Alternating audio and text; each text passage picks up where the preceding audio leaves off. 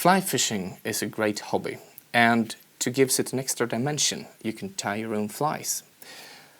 In my dry fly box, I have many different flies, and I will show you how I tie 3 of my favorite patterns.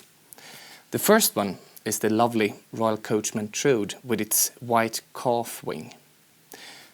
And the second fly is a small greyish sedge imitation, the CDC and elk. Very good pattern that I have used in different countries and caught fish wherever I've been. The third pattern is Phil White's eminent little spent spinner imitation. But first we will tie the Royal Coachman Trude.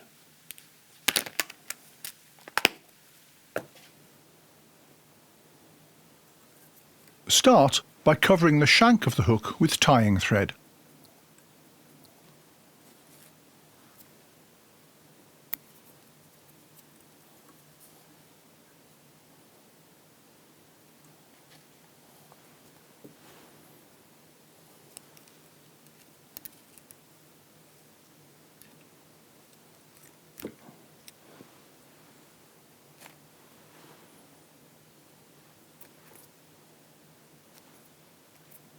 Cut off some fibres of golden pheasant feather tips, cut straight towards the middle of the shaft.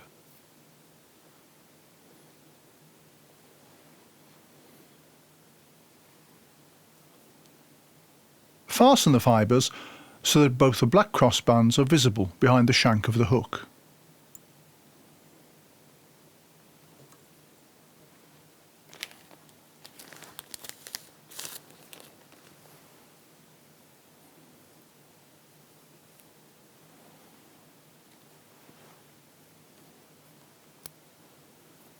Fasten 2 to 3 peacock herls by their tips to the end of the hook shank.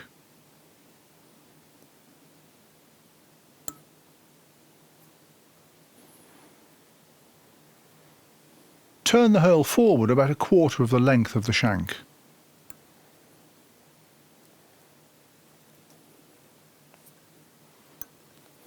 Secure the herls and trim them.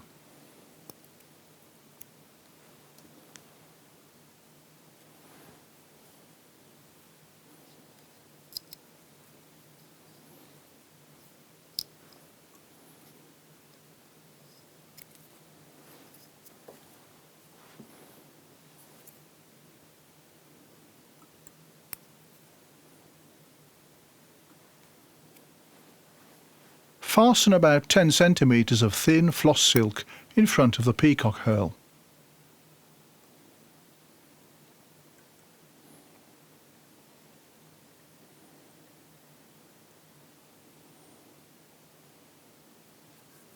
Turn a waist using 1/4 of the hook shank in front of the peacock herl. Make sure you wind on the floss silk to give an even surface. Secure the floss silk and cut off the excess material.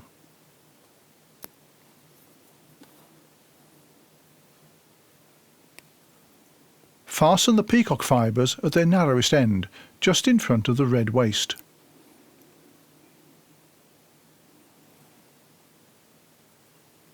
Turn the peacock herls over a further 1/4 of the hook shank in front of the waist, and then secure them with tying thread.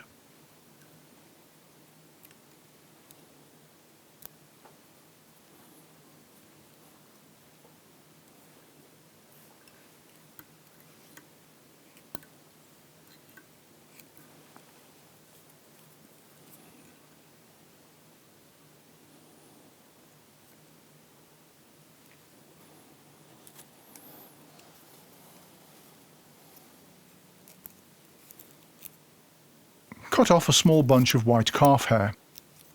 Tease or comb out the soft underhair from the roots of the fibres.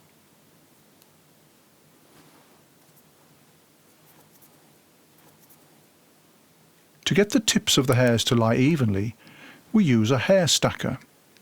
Place the hairs, tips down, in the device, and by tapping gently, the tips will all touch the bottom of the stacker.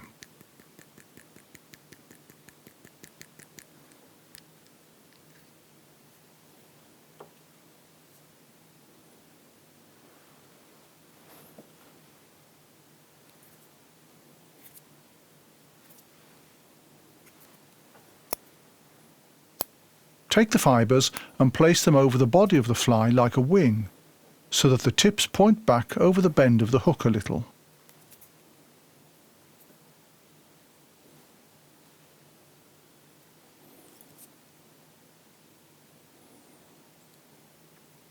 Secure the wing tightly in front of the body. Make sure all the fibres are in place on top of the fly.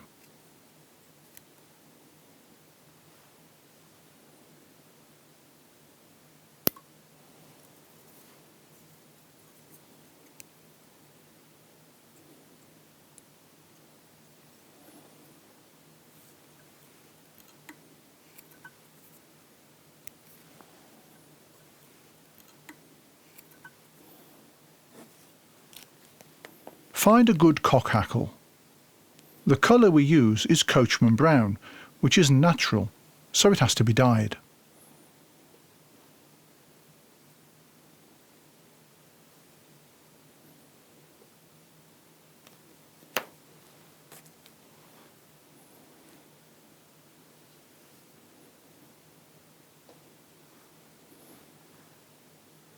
Pull out a few more fibres on the side of the feather that will lie close into the bend of the hook when the feather's wound on.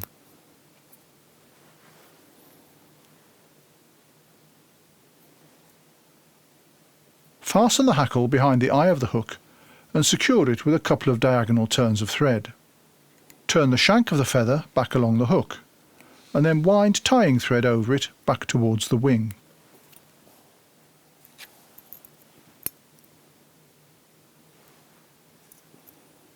Wind the hackle backwards in tight turns towards the wing, to the point where the tying thread's hanging.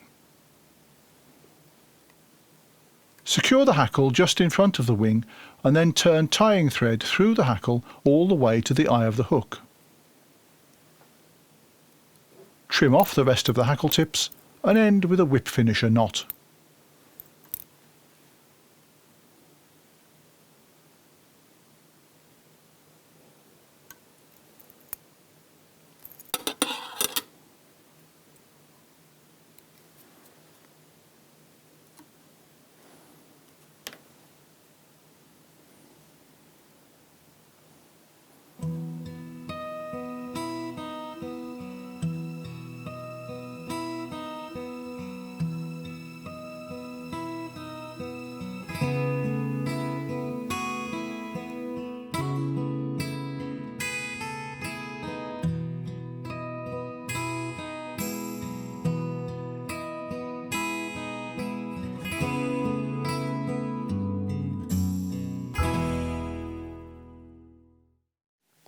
The second fly I'm going to tie is a little sedge imitation developed by the Dutch fly tyer Hans Weilemann, the CDC and elk.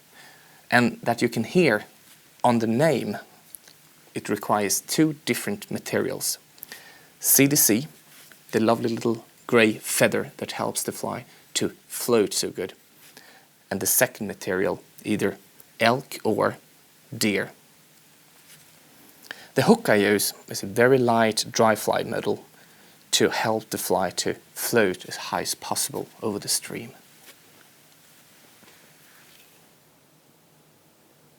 Start by covering the shank of the hook with tying thread.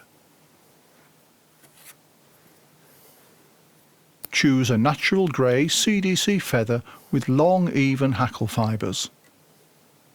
Position the CDC feather over the shank of the hook so that only a centimetre or so of the root end goes back over the bend of the hook.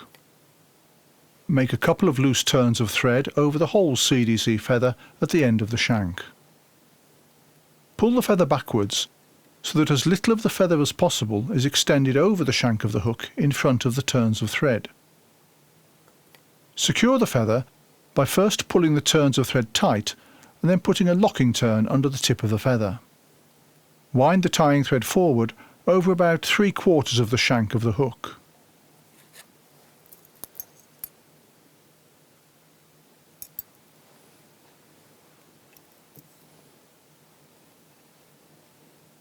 Wind the CDC feather evenly around the shank of the hook to form a flat and even body. The final turn should allow some CDC fibres to stand out from the body.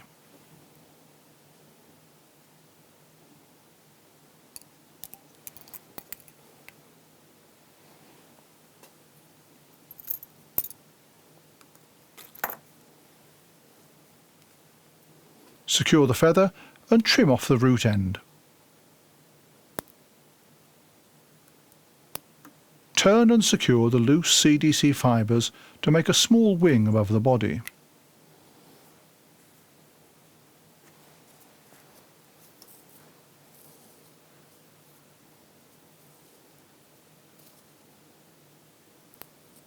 Cut off a small bunch of deer hairs and place them in the hair stacker to even out the tips.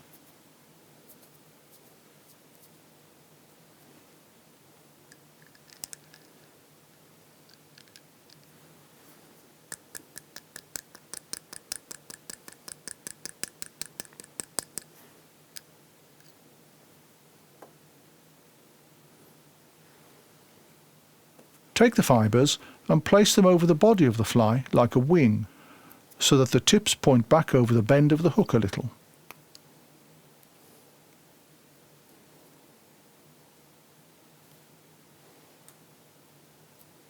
Secure the wing firmly in front of the body so that the root ends stand up like on a muddler.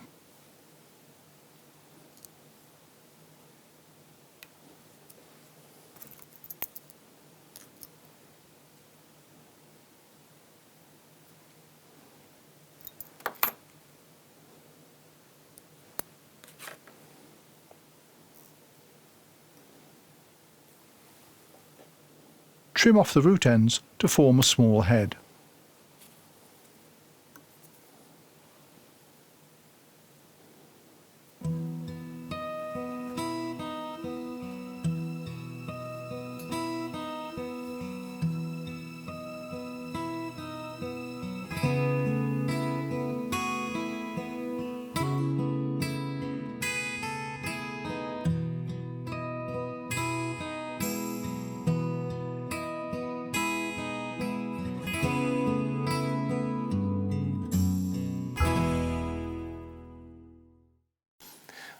After that the mayflies have been mating, they fall down dead on the surface and the wings turns out like little aircraft wings.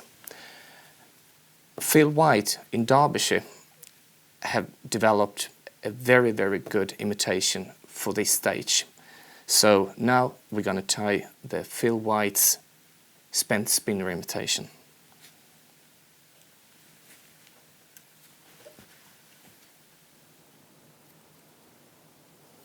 Start by covering the shank of the hook with tying thread.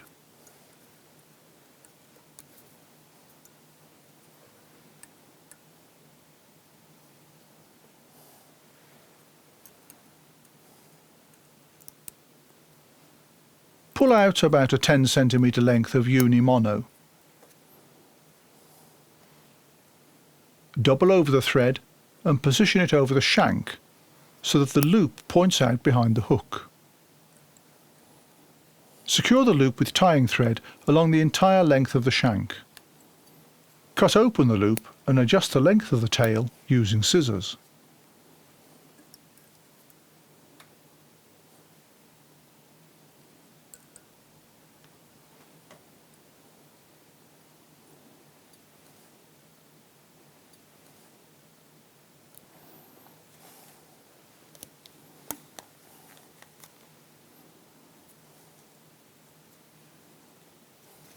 Choose a hackle that's got fibres as long as the shank of the hook.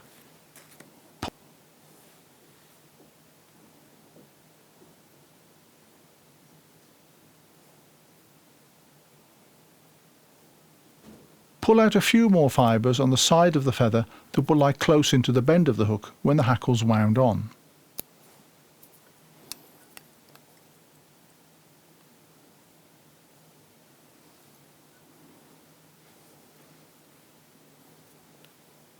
Fasten the hackle behind the eye of the hook and secure it with a couple of diagonal turns of thread.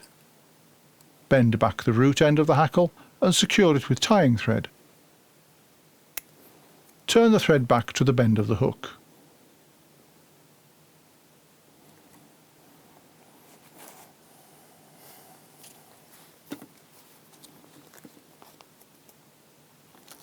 This fly contains two dubbing colours, a light green to imitate the mayfly's egg sac and a tan colour for the rest of the body.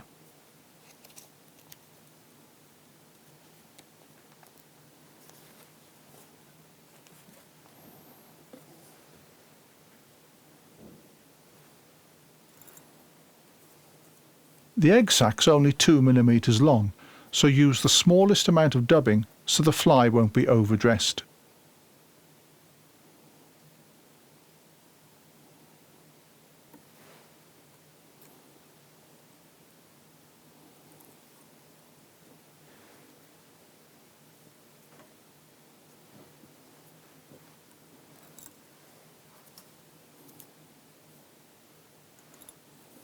Dub the thread with the body colour in small portions.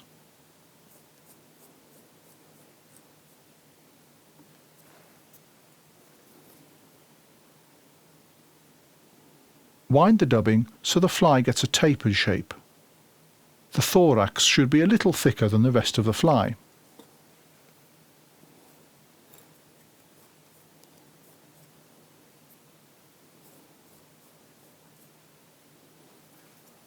When the body is completed, the tying thread should be hanging between the rear body and the thorax.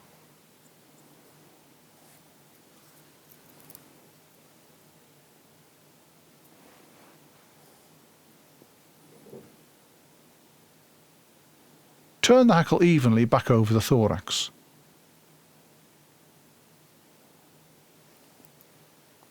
Secure the hackle with the tying threads hanging, and then turn the thread through the entire hackle up to the eye of the hook. Cut off the excess hackle tip.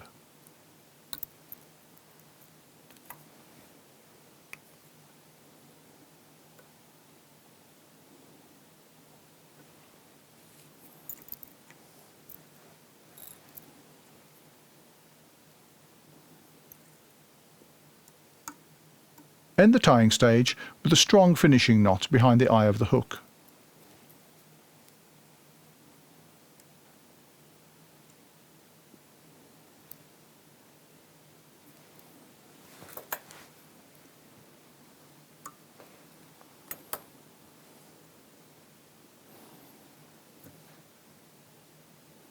Trim the hackle close to the thorax, both above and below. The result will be that the hackle only stands out straight from the sides, just like the two open wings of a spent spinner.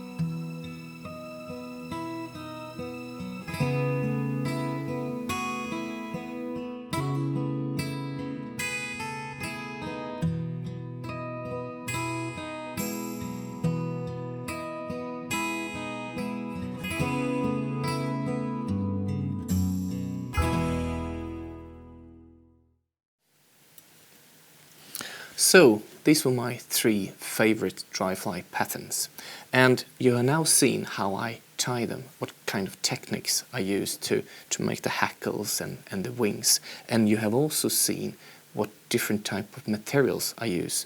So take the chance, go out there and get those materials and start to prepare your coming dry fly season behind the wires. So good luck!